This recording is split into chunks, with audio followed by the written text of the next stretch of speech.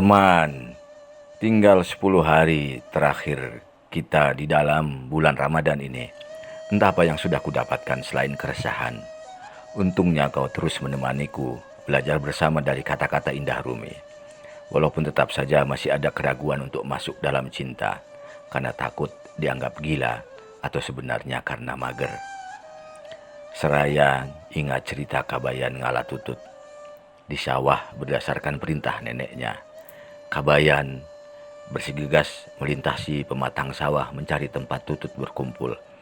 Bertemulah ia dengan air sawah yang sangat bening. Saking beningnya, puluhan tutut jelas terlihat jelas di sana. Sekaligus juga tampak bayangan birunya langit dan awan-awan. Betapa dalamnya air ini, jarakku dengan dasar sawah, tempat tutut itu berada sejauh posisiku dengan langit. Gumam Kabayan. Tak ada yang dilakukan Kabayan kecuali merenung. Apa yang bisa kulakukan?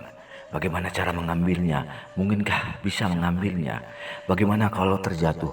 Apakah bisa kembali lagi ke pematang ini? Senja datang.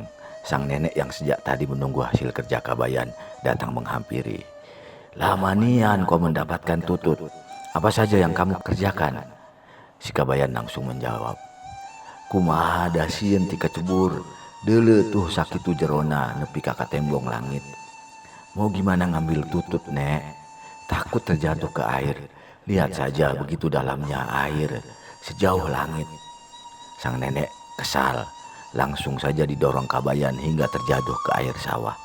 Kabayan kalap, namun saat kakinya menyentuh dasar sawah, ia bilang, hehehe, Elda deet, hehehe, kok dangkal ya? Teman, saya persis seperti kebebalan Kabayan itu. Semuanya sudah terlihat jelas, tinggal ambil saja.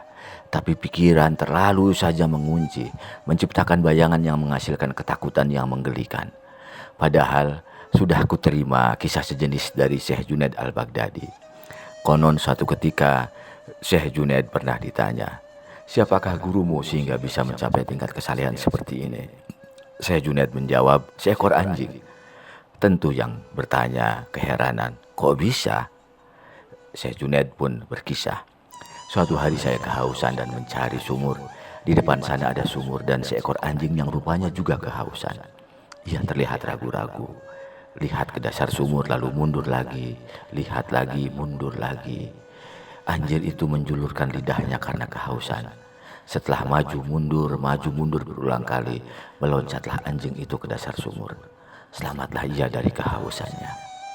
Di mana letak pengajaran anjing itu? Orang yang tadi bertanya lagi penasaran.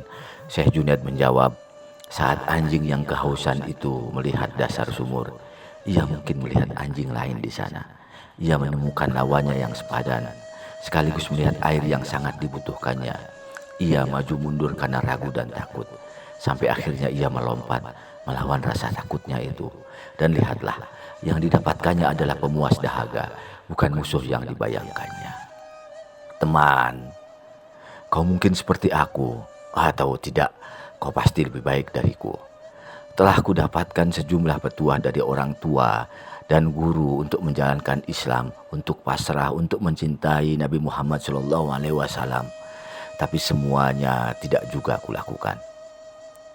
Seperti Kabayan yang kita tertawakan kisahnya tadi, kita terjebak pada anggapan yang menakutkan, pada waham. Kita tidak seperti anjing yang dengan berani melawan ketakutannya demi mendapatkan apa yang paling ia inginkan. Ada satu hal lagi yang kupelajari dari anjing guruku itu, tambah Syekh Junaid.